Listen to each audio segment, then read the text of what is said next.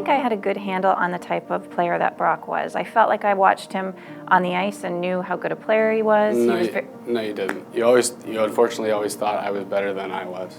You were good. Yeah, not as good as you thought I was. I think he was really good. But this brings me to parents see hockey through a different set of eyes. It's a wonderful thing that we love our kids unconditionally, but it does not make us very objective when it comes to sport. We are not objective enough to make decisions for our kids on the ice because we're always going to see them as better than they are. It's sad to say, but in today's hockey world, especially at my level, it's the normal parent who is realistic is the minority.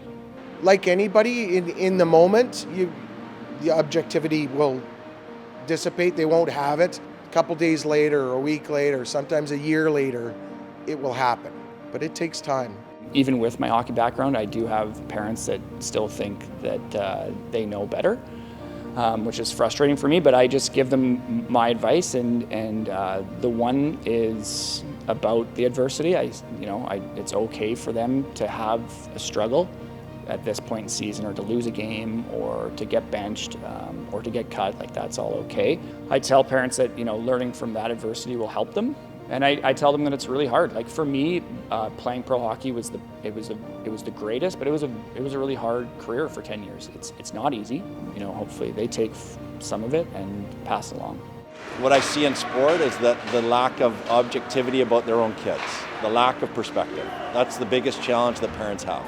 It's hard to keep perspective about your own child. You see the things that he's doing because you're often watching your own child.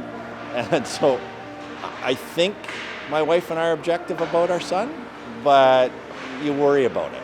And I think we try hard.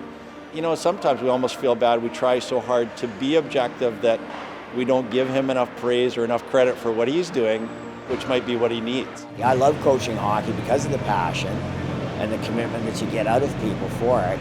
But it's a fine line for sure to keep it fun for the kids and keep it competitive for the kids. I guess my coaches with the hockey standpoint, but with the whole attitude standpoint, I listen to a lot of my mom, because my mom, if I flip out after a game, she says, okay, at least you don't do it every game.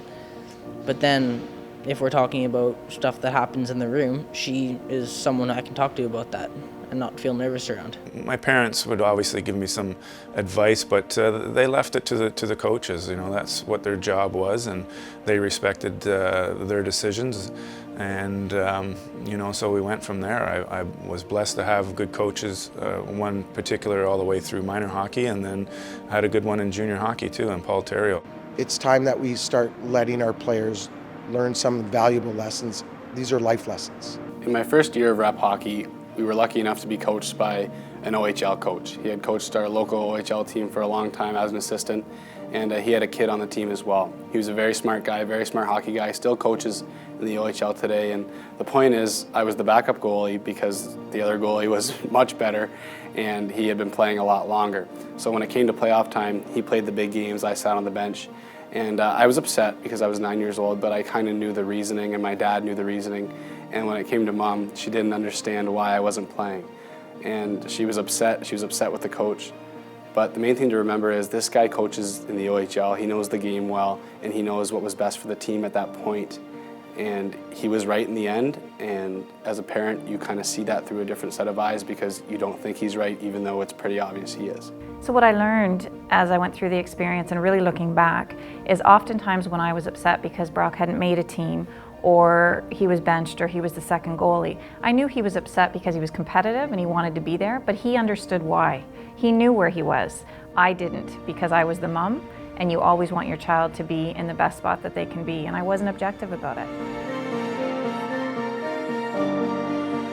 For more information on the Lessons from Behind the Glass video series, visit bchockey.net or lessonsfrombehindtheglass.com.